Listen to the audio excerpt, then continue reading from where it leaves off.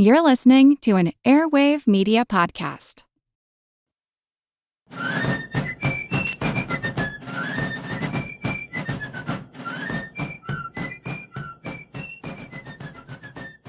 Hello, and thank you for joining the American Revolution.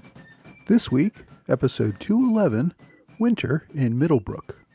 By December of 1778, the Continental Army settled into its winter quarters around Middlebrook, New Jersey. The British were already behind their fixed defenses in New York City, and the departure in late fall of so many regulars to other parts of the empire made it unlikely that the British would attempt any more major offensives like the grand forage into Bergen County that I discussed in an earlier episode. Although the lines between the two armies that winter were relatively quiet, both sides did send out smaller raiding parties from time to time. British Major General William Tryon was one of the more active officers. Tryon, you may recall, had been a royal governor of North Carolina and then New York before the war. Prior to that, he had been a career officer in the regular army and was no stranger to combat. As governor, Tryon had developed a reputation as a tough leader, taking on the rebels at Alamance in 1771, and then against the Green Mountain Boys in the years just before the war. Tryon had taken a commission as a major general of provisional forces in the early part of the war. He was also still a colonel in the regular army. By 1778, he had received a commission as a major general in America in the British Army as well. Now, the rank of officer in America is a bit strange. It basically came with all the authority of a regular officer, but the commission only lasted in that theater of war and for the duration of the war. If an officer transferred to another theater or returned to Britain, he would revert back to his permanent rank. Tryon was also still governor of the colony of New York, although this meant little by 1779, since most of the state was under rebel control and the area around New York City was under martial law. So Tryon's rule was effectively limited to his authority as military commander of Long Island. Tryon was also one of the most hardcore British officers who believed that the army was being too soft on the rebels. Tryon had advocated for a complete war of destruction. He wanted to go on raids that would burn down civilian towns, destroy food and supplies, and generally make life so miserable for the people that they would demand an end to the war and once again accept Crown rule. Even though some leaders back in London also seemed to support this tough policy, to Tryon's frustration, General Howe and then General Clinton both rejected such a campaign of terror against civilians. As the war continued on without any real end in sight, Tryon petitioned the ministry to end his position as New York governor and allow him to return to London. At the same time, Tryon was pushing to get a permanent military commission that would replace his compensation as colonial governor, but would also allow him to return to his family in England. He pleaded both health and family reasons for his desire to end his term in America. Again, Tryon would be frustrated. Secretary of State Lord Germain wrote Tryon in late 1778, requesting that he remain in New York until the British reestablished rule, or, as Germain put it, all hope is lost. The fact that the American secretary in London was even articulating the possibility in 1778 that Britain would lose the war is rather telling. General Clinton offered Tryon command of the campaign that he deployed in late 1778 to capture Savannah, Georgia. Tryon declined this offer. He complained of continuing ailments brought on from diseases that he picked up while governor of North Carolina years earlier in his career. He believed that a return to the South might make his illness even worse. Instead, the command of that mission went to Colonel Archibald Campbell. In February 1779, General Tryon got approval from General Clinton to lead a raid into Connecticut. Tryon assembled a force of mostly provincial militia, along with some regulars and Hessians, to raid a community known as Horseneck, which is in present-day West Greenwich, Connecticut. On the night of February 25th, his brigade marched out under cover of darkness from the British lines at Kingsbridge. They completed the 20-mile march to Greenwich by the following morning. General Israel Putnam was in Greenwich at the time. He managed to assemble a group of about 150 local militia to meet the raiders. The Americans had 3 small field cannons to support their lines. The British, however, so outnumbered the men that there was no realistic chance of sustaining the defensive line. According to local lore, General Putnam ordered his men to flee into a nearby swamp where the dragoons on horseback could not follow. Putnam remained with the cannons to distract the British attackers as his men fled. As the enemy got close, Putnam turned his horse and rode down a steep embankment. According to some accounts, it was a set of stone steps. Others believe it was a dirt cowpath. Whatever the exact route, the steep path down a hill was so dangerous that the British dragoons did not pursue him. Instead, they fired at the general, one of them managing to shoot Putnam's hat, but failing to wound the man. Again, according to unconfirmed accounts, the general stopped at the bottom of the hill, waved his sword at the attackers, and some say swore at them. Putnam then rode to safety, where he met up with more militia and some of his men from the first assault who had escaped and then found their way back to the general. The British destroyed the 3 American field cannons. They also burned several buildings in Greenwich, along with assault works and a few boats. By 2 p.m., the British had finished their work. General Tryon had driven his men without sleep the previous night, but opted to begin the march back to New York right away. He feared the Americans might be able to rally a larger force to assault them if they delayed too long. As the British began to withdraw from Greenwich, General Putnam returned again with the militia that he had been able to rally over several hours. The Americans still did not have the numbers to challenge the British column, but did continue to lay down harassing fire on the British rear. Putnam managed to catch 38 stragglers who did not keep up with the main retreating column. They also captured some of the ammunition and supplies that the British had seized and were trying to haul back to their lines. By that night, the British had managed to make it out of Connecticut, but were still not back to their lines at Kingsbridge. Tryon approved a few hours of rest for his exhausted troops, but then got the column moving again in the early morning, finally returning to their lines by the afternoon of the 27th. The entire raid had lasted less than 48 hours, most of that time marching to and from Greenwich. Following the battle, General Putnam sent an officer under a flag of truce with his captured prisoners to General Tryon's lines. He proposed a prisoner swap with some of the prisoners the British had captured in their raid. Tryon agreed and made the trade. He even sent General Putnam a new hat with the returning prisoners to replace the one that his officers had shot a hole through. Although the raid seemed to be a British victory, it did not seem to improve General Tryon's standing with General Clinton. The British commander criticized the raid as a pointless adventure, which led to the deaths of 2 British soldiers and 9 others wounded. Clinton also attacked Tryon for trying to use his authority as governor to issue several pardons without the approval of the military commander. Tryon, I think with some justification, returned criticism of the commander for not doing much of anything. He claimed that if given 3,000 soldiers, he could bring devastation along the New England coast. Tryon's criticisms of Clinton seem reminiscent of Clinton's complaints against General Howe 3 years earlier, when Howe was the North American commander and was continually reining in and slowing down General Clinton. A few months later, General Clinton would lead his own offensive and would leave General Tryon cooling his heels in New York City. The British had significantly reduced their ranks in North America, and London had issued orders to Clinton not to embark on any major campaigns like the Saratoga campaign or the Philadelphia campaign of a couple of years earlier. The main military action was taking place in Georgia and moving into South Carolina. Even so, Clinton could not sit idly by and do nothing with his forces in New York and Newport. The British commander spent the winter developing his plans for a series of spring actions.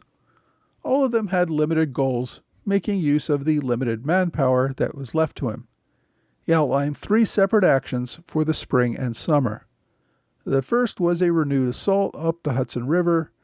He would not attempt to establish a connection all the way to Quebec, but rather he would only move upriver to cut off the use of King's Ferry as a point of transport between New England and the rest of the colonies. He also planned to move further upriver and threaten the American defenses at West Point. A second series of raids would assault the ports in Connecticut.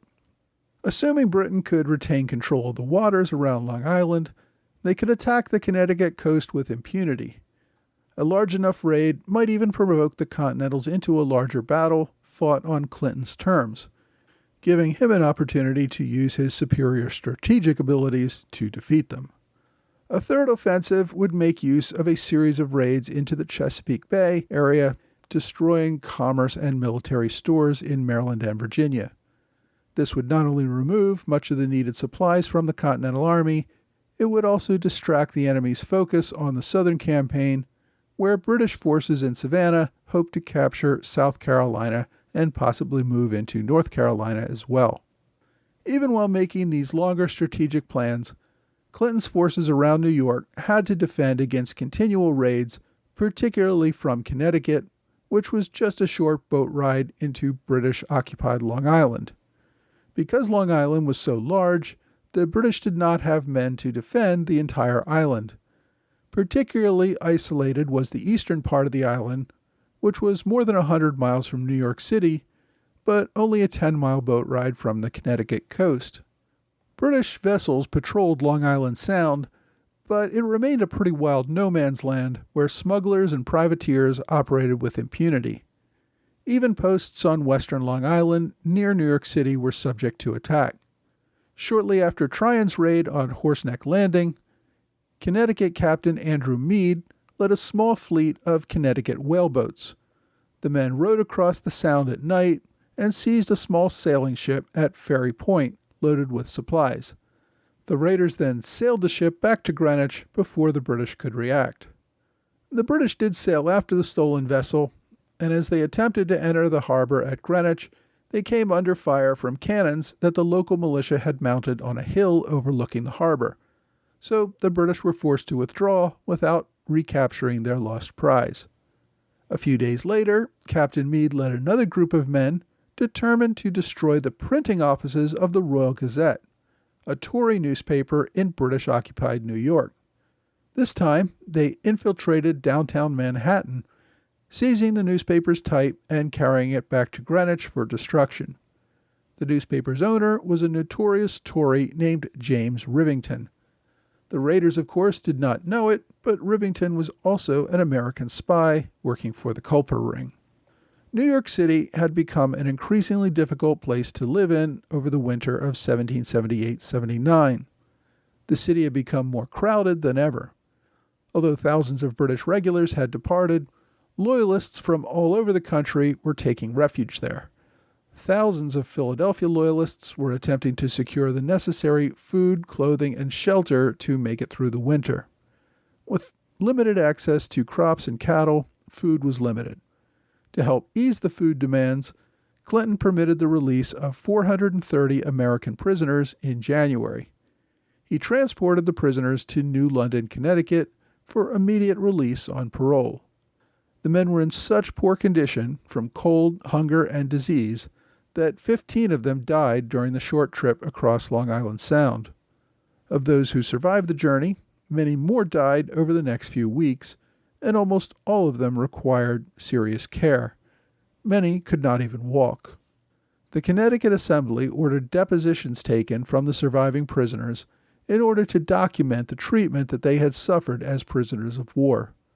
Most of the thousands of prisoners who had been held aboard ships or at the sugar house left their prisons feet first. Untold thousands died under horrific conditions. By the end of February, there were only 700 prisoners held in the city, including 200 men on the prison ship Good Hope. By mid-April, the Good Hope reported only 144 prisoners. None had been released, but 25% of the ship's prisoner population had died in that time. General Washington had located the bulk of the Continental Army around Middlebrook, New Jersey, generally the same location they occupied when the British under General Howe were in New York before leaving for Philadelphia. The Continentals had encamped there in May through July of 1777, so Washington was familiar with the terrain, which he believed provided effective defenses against a British assault. The Continentals could observe the British in New York from the mountaintops, but they were also a good day's march from the enemy, making a surprise attack unlikely. The location also provided good roads in any direction the army might need to pivot in order to counter any British offensive. Now, George Washington was not with his men for much of the early winter because he had traveled to Philadelphia. There, he was trying to convince Congress that the army did not have enough resources to launch a new offensive into Quebec. I talked about this a few episodes ago. Washington's main focus was putting together a campaign to wipe out the hostile Iroquois and Tories who continued to bring suffering to New Yorkers throughout much of the state. For most of December and January, Major General William Alexander, also known as Lord Stirling, commanded the army at Middlebrook. After Washington returned from Philadelphia, he and Martha stayed at the home of John Wallace. It was a nice 4-bedroom home. George and Martha occupied one room. A second was shared by Washington's aides. The homeowner, Wallace, and his wife occupied a third room, and the owner's mother-in-law stayed in the fourth. Other generals took up residence at other private homes in the area. Nathaniel Greene stayed at the home of Derrick Van Vetten, a house about 1 mile east of the Wallace house. General Anthony Wayne and his staff occupied the home of Abraham Van Nest. There was a confrontation with the homeowners, which eventually resulted in a lawsuit. Lord Stirling stayed at the home of Philip Van Horn, about 2 miles east of the Wallace house. General von Steuben took up residence with local Abraham Stotts, about 4 miles east of the Wallace house, and General Henry Knox stayed at the home of Jacobus Vanderveer, which was about 6 miles north of the Wallace house. Now, the army itself had divided into 3 divisions, camping separately so that the collection of local resources like wood and water would not become too concentrated. What became known as the Pennsylvania Camp was laid out south of the Raritan River to the west of the road to Princeton. The Virginia and Maryland camps deployed on the other side of the Raritan River, about 4 miles to the northeast, near roads leading toward New York City and the New Jersey coast.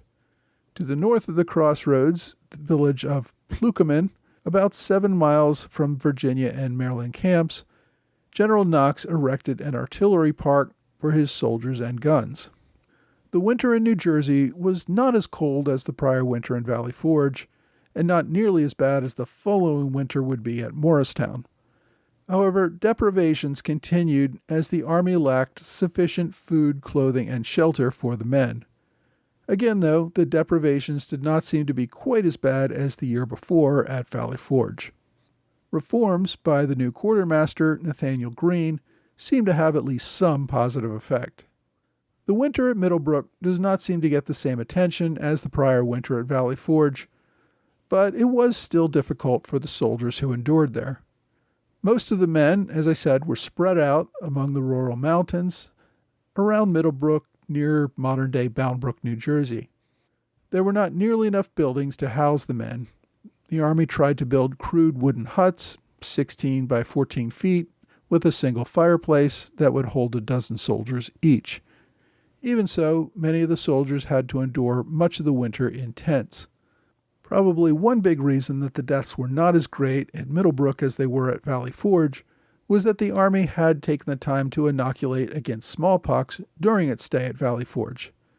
The inoculated soldiers did not have to suffer with that dreaded and deadly disease the following winter. Washington first encamped in December with between 10,000 and 12,000 Continentals. Deaths and desertions left the army with only 8,000 survivors by spring. Of those survivors, another third were unfit for duty due to illness, often brought on by cold winter and deprivation. The army benefited some from new uniforms provided by their French allies, and in March the French ambassador Girard visited the new camp and received a grand review of the army. Compared with other winter encampments, the winter at Middlebrook was not so bad. Like Washington, many of the general officers had their wives join them at camp. General Greene held a dance at his quarters in mid-March, where he noted General Washington and his wife Catherine danced for 3 hours straight. The men held a larger celebration on February 18th to mark the first anniversary of the French alliance. As I said, the winter passed relatively quietly until the British began to deploy for their spring operations in April.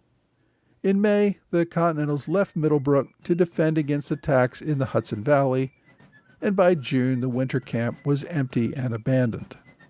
Next week, we return south again as the British attempt to expand on their success in capturing Savannah, but find Patriot resistance surprisingly resilient.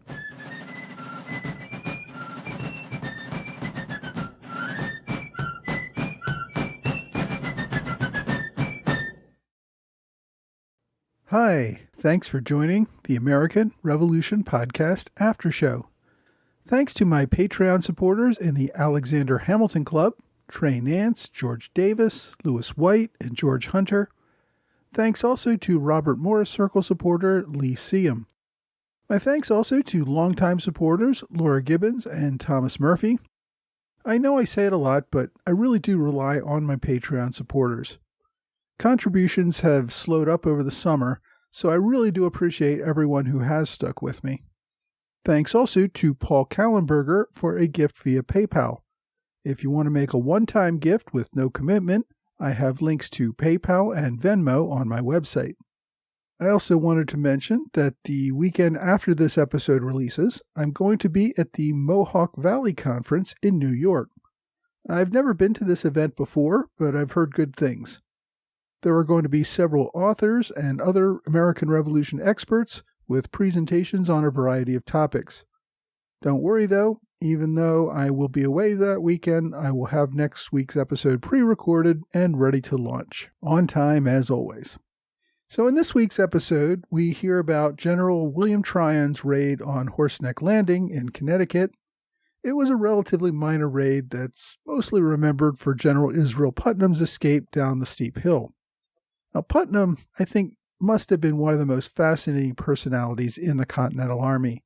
He really threw himself into battle and regularly put himself at risk as a representative to lead his men forward. He was a natural leader of men and really seemed quite popular. Unfortunately, he never proved himself to be a great strategic leader on the battlefield. He was great when commanding a few hundred men on a single field, but never really impressed others with his ability to organize an entire campaign involving thousands of soldiers. As a result, we see him getting assigned to a lot of minor, less important commands, and also going on a lot of recruitment drives in New England. General Putnam will have a stroke in late 1779 that will end his career, but we'll talk more about that in a future episode. This week I also covered the move into winter quarters in Middlebrook. Now, there really isn't much to say about this winter. Thankfully, for the soldiers, it was a relatively mild winter, and there's also much less suffering and death thanks to the Continental Army's better experience with putting soldiers into winter quarters. This year, they set up the camps a lot more properly and spread them out. That, combined with the smallpox inoculations that the Army began requiring a year earlier, meant far fewer deaths from disease over the winter. If you ever get up to the Watchung Mountains in the northern central area of New Jersey, there are still a few signs that indicate the winter encampment. Although, because the area is in commuting distance to New York City, much of the area is covered with suburban sprawl at this point. The town of Middlebrook itself no longer exists. The area today is part of Bound Brook, New Jersey. Unfortunately, I haven't found any good books on the winter encampment that year, so my recommendation this week is a recent biography of General Israel Putnam. It is called Major General Israel Putnam, Hero of the American Revolution, by Robert Hubbard. Putnam, as I said, led a fascinating life, not only for his role in the Revolution, but also, and maybe especially, in the French and Indian War, where he was nearly burned alive by the Mohawks, or the time he led a regiment in Cuba and got shipwrecked. It's a really fascinating story, his entire life. Hubbard's biography covers all those interesting events, along with Putnam's role at Bunker Hill and even his Horseneck escape. This is a pretty short and simple biography at about 200 pages. The author, Hubbard, is a retired professor who has written on a wide range of books all about Connecticut history. The book is a relatively quick read of an interesting and often overlooked personality from the Revolution.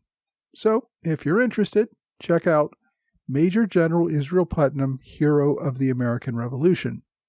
My online recommendation is a website that covers the Middlebrook encampment. It's not terribly thorough, and I mention it mostly because it's a good way of getting more information if you are really interested in the topic. At the bottom of the page, there's a contact number for the Somerset Historical Society, which will allow you to order a booklet on the Middlebrook encampment called Middlebrook, America's Eagle's Nest by Carl Prince. This was written nearly 70 years ago, and I cannot find it for sale or viewing anywhere online. But if you want to read more about the Middlebrook encampment, I think this is your best option. As I said, there's a phone number on the website where you can order it. As always, I've included links to both of my recommendations on my website at www.amrevpodcast.com. And remember, too, if you're looking for an old past recommendation, I have a whole Google page with a link from my website to that page, which lists all of my past book recommendations and online recommendations. So that's always a great source if you're looking for more reading on any American Revolution topic. I want to turn now to this week's listener question. It comes from Arthur Morrison. He asks, where did wealthy people in 18th century America, plantation owners, farmers, etc., keep their wealth prior to the start of banking there in the late 1700s? Well, Arthur, even wealthy people in America did not keep large amounts of cash in the 18th century. What cash they did have was usually hidden somewhere in their house. They might have a strong box buried in their basement or in the backyard, or hidden somewhere in a secret compartment in a wall. But as I said, most of their wealth was not held in cash. The wealthy people in America mostly maintained their wealth in property, usually land, in animal stocks, or in some cases, slaves. There was no banking system in America at this time. For this reason, even wealthy landowners like Washington or Jefferson were often cash poor. They very frequently purchased items on credit to be repaid at harvest time, often in the form of tobacco. Most wealthy Southerners had agents in London who helped them buy luxuries and other manufactured goods throughout the year. These agents would also receive shiploads of tobacco and other crops which they sold in London to settle the accounts of the customers in the colonies. So not a lot of cash changed hands back and forth. It was mostly debts on a ledger that were hopefully eventually paid off by the return of goods to the continent. Now, there was the Bank of England in England at this time, but that was mostly a commercial bank, and it was mostly used by aristocrats and members of the British establishment. There were not a lot of colonial leaders who used the bank for private retail purposes. Even after the Bank of North America opened in Philadelphia in 1781 as the first bank on the continent, people at that time did not commonly trust banks with their money. Banks tended to be commercial institutions that assisted with large financial projects, often involving the government. Retail banking, even for relatively well-off people, did not become common until the late 19th century. Even then, many depositors were reluctant to use banks because a bank could always go bankrupt and you would lose all of the money that you had deposited there. As a result, many people well into the 19th century continued to keep money at home and not in banks. It wasn't until the establishment of the FDIC, the Federal Deposit Insurance Corporation, during the New Deal, that many depositors could finally use banks with confidence that they would not lose their deposits. If anyone else has a question about the Revolution, please email me, mtroy.history@gmail.com. If you didn't catch that, my address is also listed on my website at www.amrevpodcast.com. Well, that's all for this week. I hope you will join me again next week for another American Revolution podcast.